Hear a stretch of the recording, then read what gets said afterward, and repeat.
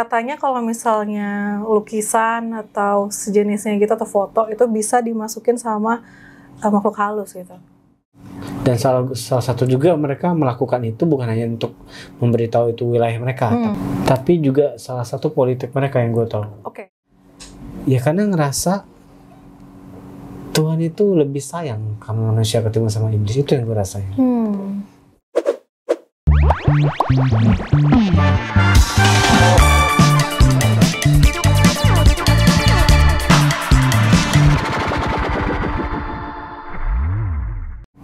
Hey everyone, gue Kadek, kembali lagi di Oke, obrolan kepo, ngobrol sambil kepo dong. Nah, kali ini kita bakal punya seksi baru yaitu Fact or Hoax. Jadi kita bakal ngebahas beberapa mitos di Indo gitu ya Kak, tentang hal-hal yang berbau mistis yang sering banget kita dengar di masyarakat gitu. Nah, kita kedatangan tamu spesial lagi gitu, yang sebenarnya dari sebelumnya juga beliau yang datang sini gitu. Hai Kak Adam. Hai semuanya. Jumpa lagi ya dengan Jumpa gue lagi. ya? Iya benar. Jadi kita Kak bakal ngebahas beberapa fakta yang sering diomongin sama masyarakat, maksudnya udah melekat banget lah gitu, tentang hal-hal yang berbau mistis sih. Oh, maksudnya mitos gitu sih? Iya, kayak aku nggak tahu ya ini mitos apa fakta atau kayak kepercayaan masyarakat gitu. Okay. Jadi kita mau tahu nih dari sudut pandang seorang supranatural gitu. Tapi sebelumnya jangan lupa untuk like, comment, and subscribe. Dan jangan lupa untuk nyalain loncengnya biar nggak ketinggalan berita-berita dari kita. Oke, jadi kita udah punya beberapa list nih yang udah dibikinin sama tim kreatif kita. Yang pertama, bersiul. Ini mitos ya? Ini nggak tahu. Makanya sectionnya namanya Fact or Hoax. Jadi gue juga nggak tahu, tapi gue kepo nih. Nah, bersiul itu manggil makhluk halus. Menurut lo gimana? Oke, mitos kalau kita bersiul hantu itu akan datang, maksudnya gitu ya? Iya. Gue pernah dengar mitos ini. Iya, tapi bila mana kita berniat. Oke. Ada dua kondisi. Satu, kalau kita berniat. Jadi balik lagi, mereka itu kan sensitif dengan sebuah lantunan musik. Mereka sensitif. Yang kedua, kalau kita memang berniat memanggil mereka, jadi bukan cuma bersiul biasa, tapi bersiul dengan niat. Oke. Beda kalau kita bersiul kayak biasa, terus cuek kita gitu ya. berniat bersiul tapi manggil mereka, itu pasti. Oke. Gitu. Berarti mereka bisa tahu kita niat apa enggak gitu? Tahu. Tahu. Mereka bisa membaca energi dari frekuensi bunyi siulnya lu. Dia mereka bisa baca energi tersebut. Oke. Gitu. Jadi sebenarnya ini nggak tahu Jadi ini sebenarnya 50-50 ya, tergantung dari niatnya lagi. Niat, semua kembali ke niat. Tuh guys, jangan bersiul sambil berniat untuk manggil. Iya, pasti datang. Oke. Tapi kalau kalian bersiul tapi cuek-cuek aja sih ya nggak ngefek apa-apa gitu ya kan? Tapi tergantung nih, ada spek orang yang bisa memanggil atau tidak. Oke. Lihat orang-orangnya juga, nggak menyeluruh general orang bisa nggak. Lanjut. Oke. Yang kedua, kalau kita bungkuk sambil siapa sih yang bikin pertanyaannya? Kalau kita bungkuk sambil ke belakang katanya bisa lihat setan. Gimana tuh Kak? Bungkuk jelas. Oke. Jelas kalau generalnya balik lagi ke niat sih.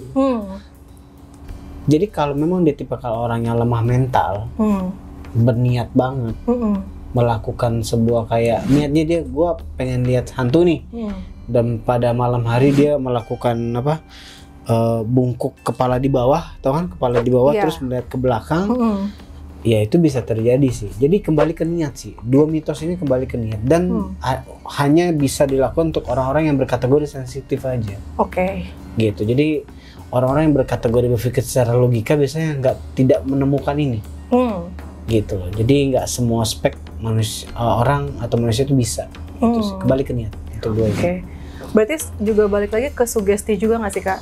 Kalau misalnya kita ngelakuin sesuatu tapi sugestinya malah ke arah-arah yang kayak gitu atau? Ya energi kan butuh jalur. Energi ini mau kemana perginya gitu. Jadi niat itu akan berubah jadi energi. Oke. Lanjut. Yang ketiga, bakar menyan manggil setan apa enggak? Nah tapi itu lebih ke bakar doang gitu ya, bukan ritual ya. Nah itu kayak gimana tuh? Ya kalau kita bakar menyan terus sambil masak, Yap. yang datang gua. Bisa makan. Iya, kalau keluarga gua masak, ya gua datang dong makan gitu. Tapi iya, kalau yang yang bakar melakukan sebuah ritual, Yap. pemanggilan, itu pasti biasanya datang. Mereka sensitif juga sama bau. Oke. Jadi kalau dibilang mitos atau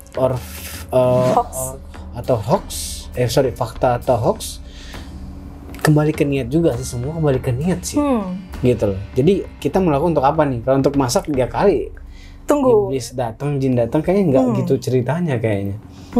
Jadi semua harus dilakukan, balik lagi ke niat sih ini. Kalau gitu jangan ditanya semua ya. Gak apa-apa, biar orang tahu kan nggak begitu orang tahu. Oke. I see. Balik lagi ya ke niatnya ya. Ya tadi yang ketiga ya, berarti yang keempat lanjut, duduk depan pintu pas sore hari itu jadi susah dapat jodoh. Tuh mak gue suka kayak gitu tuh. Nah menurut kalian gimana tuh? Setahu gue sih itu mitos banget sih. Mitos banget mitos nggak ada nilai apapun dari nilai edukasi nggak dapet, dari nilai spiritual nggak dapet, dan itu nilai jujur kalau gue boleh tekenin, ini bahaya. Mitos kayak gini bahaya banget. Kenapa? Bahaya. Di saat kita meyakini sebuah mitos itu hanyalah kebohongan, tapi kita meyakini mitos itu, yang kita yakini akan berubah jadi mindset. Nah, mindset ini akan berubah jadi sebuah doa atau keinginan kita. Nah, nggak boleh intinya. Mindset meyakini sebuah mitos yang nggak jelas asal usulnya kebenarannya, ini akan jadi masalah buat hati kita gitu, buat hidup kita ke depan. Gitu, lanjut. Yang selanjutnya itu ada suatu kepercayaan di suatu daerah, namanya kempunan gitu kan. Jadi misalnya kita kita mau pergi gini, terus tiba-tiba ada tetangga kita yang nawarin, lu mau kopi nggak? Atau lu mau makan soto nggak? Nah, kita nggak boleh nolak gitu. Kalau nggak salah sih kayak gitu ya. Kalau salah koreksi ya, Nov ya. Nah, kalau misalnya kita tolak gitu, apa? akan terjadi sesuatu sama kita, berhubungan nyawa gitu. Benar, gitu. Nah, itu gimana Kak? Jujur ini mitos. Mungkin gini, kita harus melihat sesuatu dari nilai positif negatifnya. Ya mungkin positifnya adalah menolak rezeki itu kan nggak baik. Ya dong, menilai rezeki itu nggak baik. Jadi better ya selagi memang kita menghargai mereka, ya kita cicip lah gitu. Kita cicip lah, kan menghargai nilai-nilai kerukunan, tata krama gitu kan. Santun, ya lu bayangin aja nih, orang udah mewadah makanan gitu kan, lu tiba-tiba pergi ninggalin dia gitu aja kan nggak sopan, nggak ada etika dong gitu. Nah kalau dilihat dari segi etika, itu memang bermasalah kalau kita langsung pergi gitu aja. Ya minimal kita harus cicipin. Tapi dari sisi berhubungan dengan akan terjadinya musibah, ya itu nggak ada hubungan sebenarnya. Buat aku sih itu nggak ada hubungan. Tapi mindset seperti ini akan berbahaya, balik lagi kalau kita meyakini. Kan di saat kita meyakini, disitulah masalah itu akan datang, karena balik lagi mindset itu akan jadi doa kita. Jadi please hati-hati dalam memasukkan pikiran-pikiran negatif ke hati dan pikiran kita gitu. Ke hal-hal yang berbau mitos, mitos, karena itu akan mempengaruhi jalannya hidup kita sih, bisa dibilang gitu. Jadi sugesti juga nggak sih buat sugesti negatif. Tapi ini percaya nggak percaya, maksudnya itu kita respect sama kebudayaan apapun. Cuma ini dilihat dari sudut pandangnya. Balik lagi, kalau dari segi tata krama itu penting banget, kita harus. Benar. Tapi dari segi kita harus meyakini itu sebuah sesuatu yang akan jadi masalah buat hidup kita itu, ya balik lagi kita kan hidup dengan jalan ketuhanan. Nah itu ya mungkin agak bertolak belakang pasti. Lanjut. Fact or hoax? Jadi kayak kalau misalnya kita lewat kuburan gitu, terus kayak nunjuk ke sana gitu, terus katanya harus gigit jari gitu. Itu aku sering sih digituin, kayak gigit jarinya gitu. Nah, gimana menurut Kakak? Berarti kalau kita merasa menunjuk salah satu objek yang itu berkategori sakral gitu misalnya, mungkin gitu ya. Nggak boleh atau enggak gitu. Terus kita narik ngecup telunjuk kita. Ngecup doang atau ada pembuangan ludah? Aku nggak tahu sih, kayak cuman gigit jari gitu, tapi gue nggak tahu ya. Sebenarnya kecup dan buang ludah cuman hanya meyakinkan diri kita untuk mengusir hal negatif atau sugesti negatif itu. Jadi dia hanya meningkatkan sugesti kita supaya untuk membuang dari pikiran negatif kita. Jadi kalau kita mikirin objek yang sakral itu banget, itu kan akan energi negatif tersebut akan masuk ke dalam diri kita. Dan dengan cara membuangnya adalah membuang secara sugesti itu sendiri, tapi dengan 100%. Itu dengan cara kayak ya ini hanya meningkatkan nilai sugesti aja sih sebenarnya. Yakin gitu ya? Iya, gitu. Beda kan di saat lo pikir kayak, udah lo gue nggak mau mikirin ini, gitu misalkan. Atau lo memikirkan, beda kalau di saat lo ngecup terus lo meludah, itu kan lebih yakin. Iya. Gitu. Meningkatkan keyakinan aja sih sebenarnya. Untuk membuang hal negatif dari pikiran kita. Lanjut. Kayak fix gue buang nih gitu ya. Oke deh. Terus pertanyaan selanjutnya adalah, bisa katanya kalau misalnya lukisan atau sejenisnya gitu atau foto itu bisa dimasukin sama makhluk halus gitu. Itu fake or hoax? Benda itu nggak bisa dimasukin. Benda itu mereka hanya mengikat energi mereka ke sebuah benda, bukan memasuki, tapi mengikat. Jadi benda tersebut akan jadi tempat mereka tinggal atau beraktivitas, salah satu spot mereka di situ sih.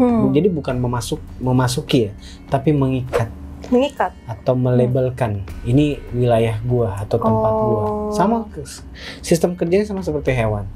Contoh kayak biasanya kalau kategori kayak harimau atau singa gitu kan, kalau mereka memberikan tanda bahwa ini wilayah mereka tuh dengan cara kayak mereka kayak harimau atau singa, kalau nggak salah gue lupa, mereka akan mencakar pohon. Kayak penanda nih rumah gua gitu. Ini tempat gua nih, jalur gua, jadi jangan ada yang ganggu. Gitu. Sama halnya dengan iblis dan jin juga sama gitu loh. Dan salah satu juga mereka melakukan itu bukan hanya untuk memberitahu itu wilayah mereka, tapi itu atau memberikan teritorial wilayah mereka ya. Tapi juga salah satu politik mereka yang gue tahu. Politik di mana mereka akan menakuti manusia. Jadi mereka akan mendiami sesuatu benda yang menakutkan. Mereka mengetahui karena itu disitulah titik manusia bekerja. Rasa takut itu. Jadi iblis tahu rahasia-rahasia tentang untuk menaklukkan manusia itu seperti apa. Gitu.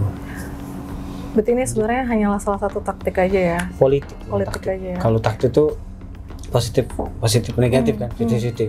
Ini politik jahat lah. Pertanyaan terakhir. Katanya kalau kita misalnya gue sebagai cewek tuh kalau pakai pembalut sebelum dibuang tuh harus dicuci. Itu ini sebenarnya bukan fakta atau hoax ya, tapi maksudnya bener nggak sih harus dicuci dulu gitu? Itu fakta. Fakta. Karena balik lagi yang gue jelasin di konten sebelumnya bahwa cairan apapun yang keluar dari alat vital kita itu adalah makanan mereka. Itu adalah makanan mereka. Dan mereka akan mengincar makanan mereka. Nah, misalkan nih, jadi ceritanya misalkan gue aja pribadi analogi gue lagi dapat, gue hide, nah softteknya itu gue buang sembarangan. Iblis dan jin itu akan mengkonsumsi darah yang ada di alat vital, darah di alat vital tersebut. Pas dia konsumsi, nah pasti kan cairan tersebut habis dong di softtek. Sudah habis, dia akan ngincar sumber dari cairan tersebut dong. Tapi ini bukan secara fisik kan? Misalnya... Bukan secara fisik, tapi secara gangguan, gaib. Gitu loh. Tapi itu berdampak buat kita ya nggak sih? Untuk balik lagi, untuk orang yang lemah mental akan berdampak banget. Karena dia akan mengalami teror atau gangguan yang luar biasa. Ini nggak bekerja untuk semua orang, jadi mungkin ada yang percaya atau enggak. Memang dia tidak bekerja kepada semua orang, tapi orang-orang yang berkategori lemah mentalnya atau lemah hatinya. Gitu. Maksudnya dia bakal diincar gitu kah atau gimana kak? Dia akan diincar. Apabila cairan di softtek tersebut sudah habis, maka dia akan mencari sumber dari yang punya cairan siapa nih. Dia akan cari. Kalau memang manusia itu bisa diganggu sama dia, dimanipulasi sama dia akan nyerang. Tapi kalau manusia itu lebih kuat daripada si iblis ya, mentalnya lebih kuat, maka dia nggak akan berani nyerang. Gitu, makanya ya jagalah hati mulai dari sekarang. Hati itu penting banget sih. By the way, ini kita bukan mau ngomongin hal-hal yang berbau sensitif ya guys, cuman ini kalau ada manfaat yang bisa ditarik, atau ini kan hal-hal keseharian kita lah ya, gitu. Karena gimana ya Dek ya, kita harus meyakini iblis itu ada. Di saat kita percaya Tuhan, ya kita harus percaya iblis, karena Tuhan sendiri menceritakan di kitab suci bahwa iblis itu ada. Di saat Tuhan menceritakan bahwa iblis itu ada di kitab suci, masa ya kita tidak meyakini? Nah, bedanya kan gue tegasin berkali-kali, iblis jahat itu musuh terbesar manusia. Satu, dia nggak kelihatan. Dua, dia masuk ke dalam hati manusia, dan ketiga, dia menyerupai hati. Nah, serangannya ini kita nggak tahu kan. Serangannya itu berbentuk menyesatkan. Misalkan gini, di saat lo secara otak udah mau bilang udah tenang aja, tapi hati lo berkomentar udah stres aja begini aja segala macam, dan ujungnya lo stres dong. Gitu. Dari saat lo stres kayak gitu kan, ya lo ujungnya nggak bisa mengontrol perasaan lo, padahal perasaan itu yang berkomentar bukan lo, bukan hati kecil lo, tapi provokasi iblis tadi. Gitu. Dia kan lo kan nggak bisa bedain kan. Benar. Nah, tapi salahnya kita tidak meyakini itu iblis. Gara-gara nggak kelihatan, makanya musuh terbesar. I see. Karena kita bahkan nggak bisa lihat siapa musuh kita gitu, maksud gue ya. Disitulah kenapa gue lahir. Gue bakal ungkap sebisa gue bahwa mereka tuh ada banget. I see. Gitu. Jadi gitu guys. I see. Karena emang kita jadi, gue termasuk lah ya kan, gue nggak bisa lihat juga nih. Gue lumayan orang yang kayak, kenapa gue harus lebih memfokuskan ke hal itu ya, kan gue punya real life yang jelas-jelas gue bisa lihat gitu. Nah, setelah gue ngobrol sama lu dan teman sama lu, kayak semuanya make sense gitu. Ya nggak sih? Itu sih.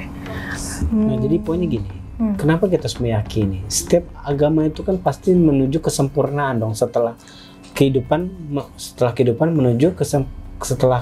itu kan menuju kesempurnaan dong. Apapun bentuk kesempurnaan tersebut. Dan dari kehidupan menuju kesempurna ini, di tengah-tengah ada dia untuk menghalangi.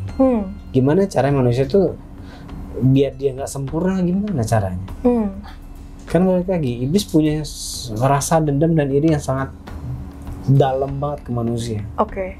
Kenapa? Ya karena ngerasa Tuhan itu lebih sayang sama manusia ketimbang sama iblis. Itu yang gue rasain. Gue kan sering banget berhadapan sama iblis ya. Gue ngerasa kayak mereka tuh kayak punya dendam tersendiri sama manusia. Khusus sama manusia, bukan sama yang lain. Sama yang lain, gue gak menemukan. Di saat dia, lo bayangin aja, orang bunuh diri. Nah, bunuh diri itu kalau orang mempelajari dengan benar, dengan penelitian benar, bunuh diri itu sebenarnya termasuk berkategori manipulasi iblis, bisikan iblis. Maksudnya keinginan kita untuk bunuh diri, maksudnya kan sebelum. Jadi gini, gue banyak kan meneliti orang-orang bunuh diri. Ternyata orang-orang bunuh diri itu, pas gue cek secara story memorinya tuh ada bisikan, ada yang membisikin, nggak natural pure dia pengen bunuh diri. Jadi ada faktor pemicunya yang membisikkan supaya dia lemah mental dan down. Disinilah orang nggak sadar itu. Banyak gitu sih bisa dibilang. FYI, Kak Adam ini bisa punya kelebihan dari Tuhan untuk bisa ngebaca memori gitu lah ya kayak. Nah makanya di sini kayak mungkin Kak Adam juga udah pernah melewati beberapa kasus yang bunuh diri, dan menurut lo sendiri yang tadi lo bilang itu kayak beberapa kasus atau mungkin hampir semua kasus itu gini. Orang yang gimana? Pahami. Kan di kitab suci Tuhan sudah ngomong, aku menguji hambaku berdasarkan kemampuannya. Berarti masih bisa kita lewati, dan ujian buat gue bukanlah masalah. Berarti kan Tuhan hanya menguji, tidak memberikan masalah, kecuali kita bikin masalah sama Tuhan. Kita nggak bikin masalah sama Tuhan, kecuali kita fitnah-fitnah Tuhan. Kita jahat-jahatin Tuhan, dia ngata-ngatain lah, kasar kurang ngajar lah sama Tuhan. Itu mungkin Tuhan bisa marah. Tapi di saat kita punya masalah dalam kehidupan biasa, masa ya Tuhan menguji, Tuhan memberikan masalah, kayaknya nggak adil. Dan balik lagi, Tuhan itu maha adil. Di salah satu sifatnya Tuhan maha adil kok diceritakan di kitab suci. Berarti Tuhan tidak memberikan masalah, Tuhan hanya menguji. Nah, orang yang bunuh diri itu diuji pada kena masalah kategori. Berarti kan mengalami masalah di luar kemampuannya dia dong, bunuh diri. Iya dong. Kemampuannya di situ bisa dibilang. Jadi ya balik lagi, masalah itu nggak semuanya pure dari manusia, pas ada pemicunya juga. Gitu sih. Untuk lebih jelasnya next time. Oke, kita bakal bahas hal itu, kayaknya menarik juga sih Kak. Kayaknya sih udah pertanyaannya udah habis ya kayak. Jadi kalau misalnya ada pesan dan kesan buat kita? Yang pesannya sih, poinnya penting ini, semua tuh dimulai dari hati sih. Hati itu penting banget. 16 tahun gua jadi peneliti, ternyata pusat dari energi kita itu adalah hati. Jadi hati-hati dengan hati, gitu. Semua berawal dari hati. Positif, negatif, balik ke hati awal. Mungkin next time kita bisa ngebahas tentang cara kita ngontrol hal tersebut kali ya. Kayak itu menarik juga sih. Thank you Kak. So itu aja sih kayaknya konten kita hari ini. Kalau misalnya besok kalau ada yang mau punya ide tentang konten atau komentar-komentar, silakan di bawah. Boleh nanya ya. Kalau misalnya punya ide konten atau kira-kira nextnya bahas apa itu boleh banget sih. So thank you guys untuk menyaksikan konten kita kali ini. Jangan lupa like, comment, and subscribe. Jangan lupa juga nyalain loncengnya. So thank you. Bye.